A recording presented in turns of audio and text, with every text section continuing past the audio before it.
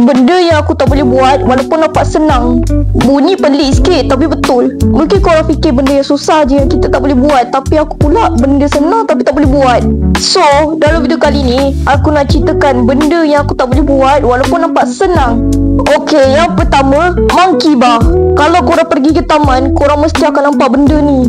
Tempat yang budak bergayut sampai ke akhir. Sebenarnya daripada kecil sampai aku besar pendek ni, besar panjang, aku still tak boleh nak gayut sampai akhir.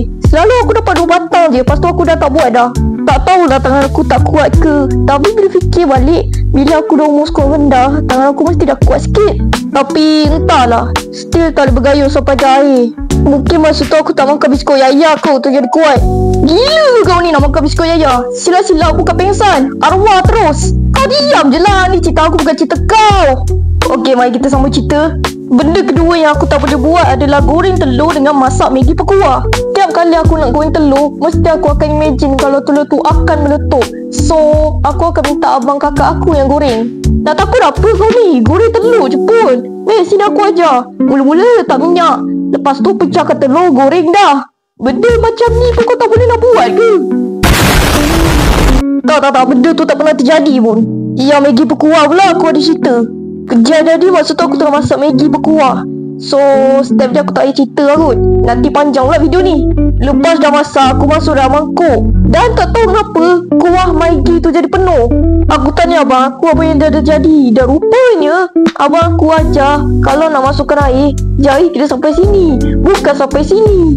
Oh, patutlah. Sebabkan itu, setiap kali aku nak masak Maggi, aku akan masak Maggi cup dan mie sedap je. Benda ketiga yang aku tak boleh buat adalah ikat plastik.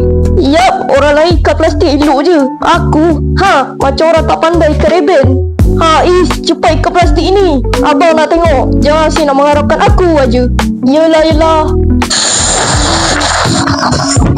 Macam mana kau ikat ni, Wak? Okey, benda last yang aku tak boleh buat adalah ikat kasut. Setiap kali aku pakai kasut yang ada tali, mesti aku susah nak ikat sebab aku ni tak pandai nak ikat kasut. So, aku akan suruh ayah aku yang tolong ikat kan. Sebab tu lah aku tak suka sangat pakai kasut tali. Aku nak pakai kasut yang jenis masuk macam tu je. Jadi, apa pengajarannya dalam video kali ni? Pengajarannya adalah kalau nak buat sendiri, jangan nak suruh orang aja. Tak akan menyusahkan orang. Kau je ikut aku. Okey, itu sahaja cerita aku pada kali ini. See you in the next video.